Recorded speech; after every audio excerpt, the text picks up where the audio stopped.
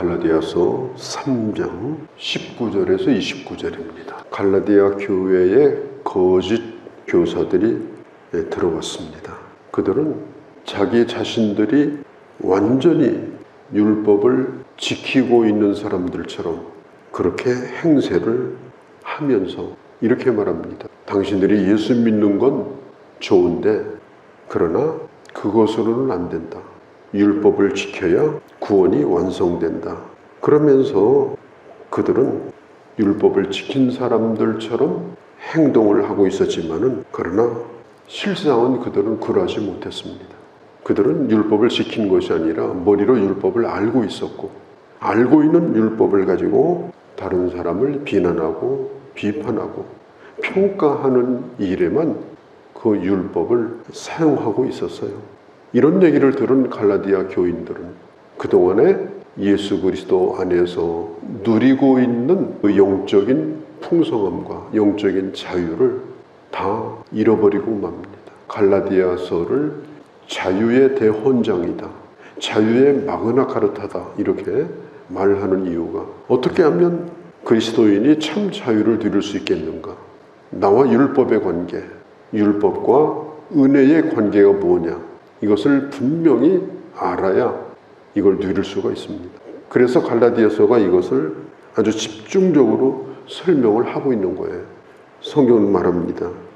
율법을 다 지킨 자처럼 지금 하고 있지만 너희에게 주어진 율법은 너희가 얼마나 죄인인가 하는 것을 가르쳐주고 있는 것이다. 그러면 왜 하나님은 우리가 지킬 수도 없는 율법을 주신 것일까?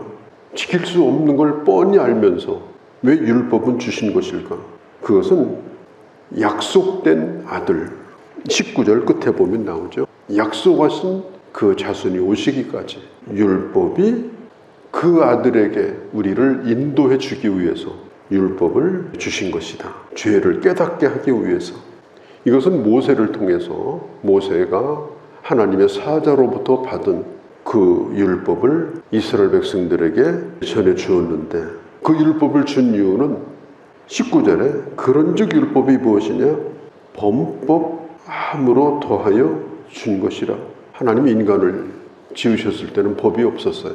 하나만 있었습니다. 동산 중앙에 있는 실과나무를 열매를 먹지 말라. 그래서 사람은 법이 없으니까 죄를 지으면서도 죄인 줄을 몰랐어요.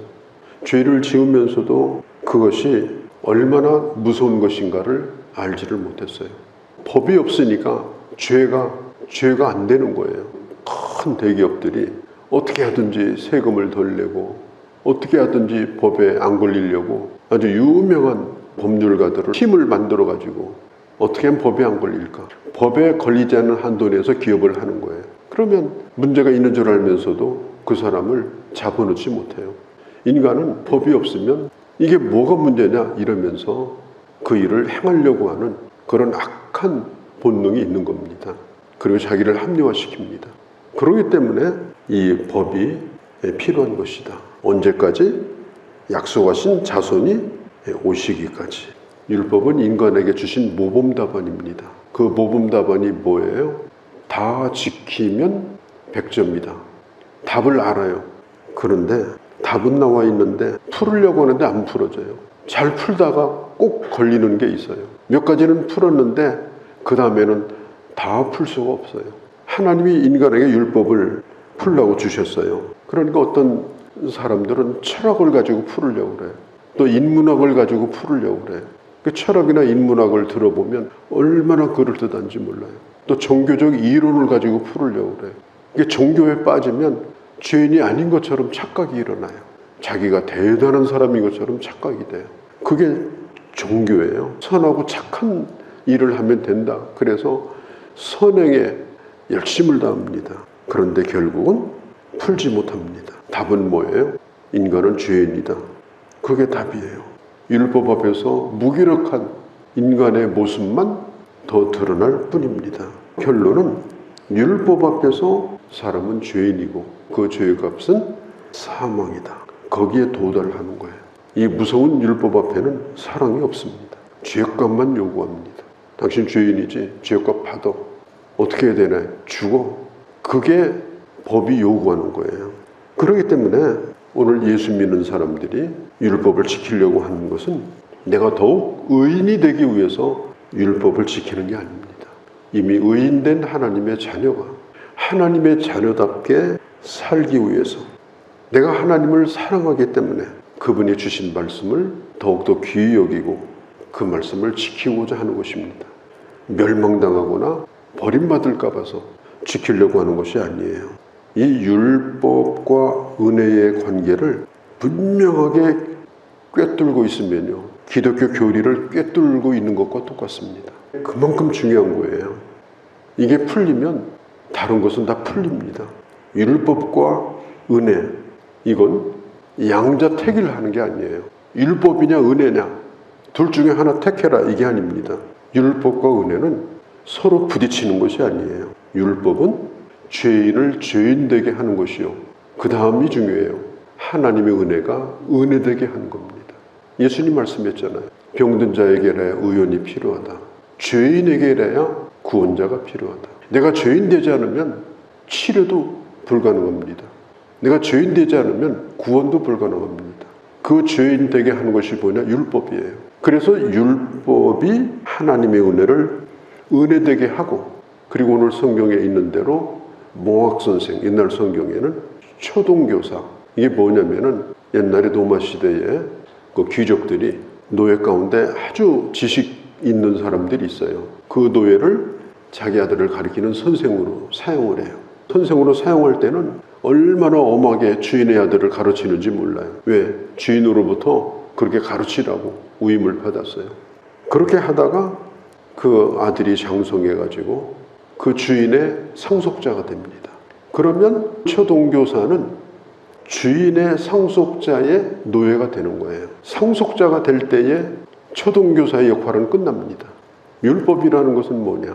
우리를 아주 잔인하게 정죄합니다. 지키지 않으면 지옥 갈 것처럼 무섭게 정죄합니다. 두렵습니다. 그런데 율법은 우리를 예수 그리스도에게로 인도해 줍니다. 예수 그리스도 안에서 율법을 다 이루신 그리스도로 말미암아 율법을 뛰어넘는 하나님의 의의를 받고 거룩한 하나님의 자녀가 되는 은혜를 받게 합니다. 그러면 이제 우리는 어떻게 하는가? 구원받기 위해서 율법을 지키는 것이 아니라 구원받은 하나님의 자녀의 마땅한 도리로 자유자로서 율법을 따라서 살아가는 자가 되는 것이다. 그게 오늘 성경이 말하고 있는 거예요.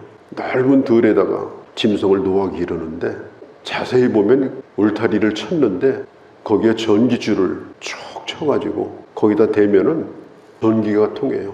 그러니까 짐승들이 그 안에서는 자유로워요. 마음껏 뛰어놀아도 괜찮아요. 어마어마하게 넓어요.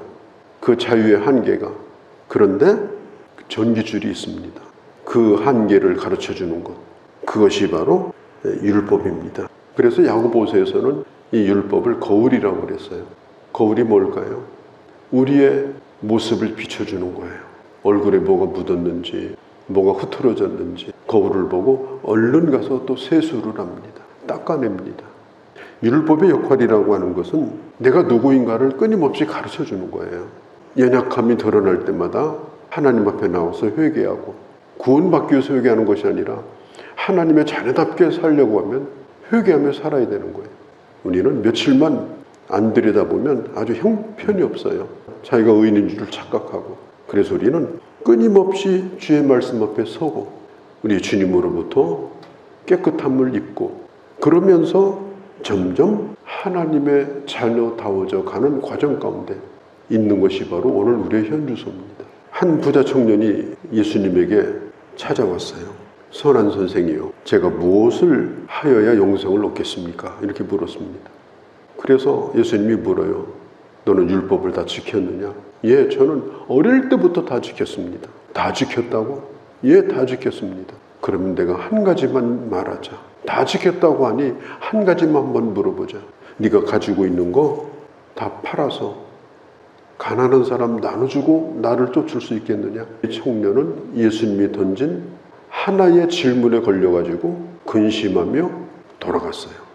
예수님은 그 돌아가는 청년을 붙들지 않았습니다. 뭐 한 가지인데 어때? 그냥 따라와 이렇게 하지 않았어요. 왜 그랬을까요? 모든 걸 잘 지켜서 구원받는다고 생각하는 사람에게는 구원이 없습니다. 한 가지도 못 지키는 사람이 어떻게 구원을 받아요?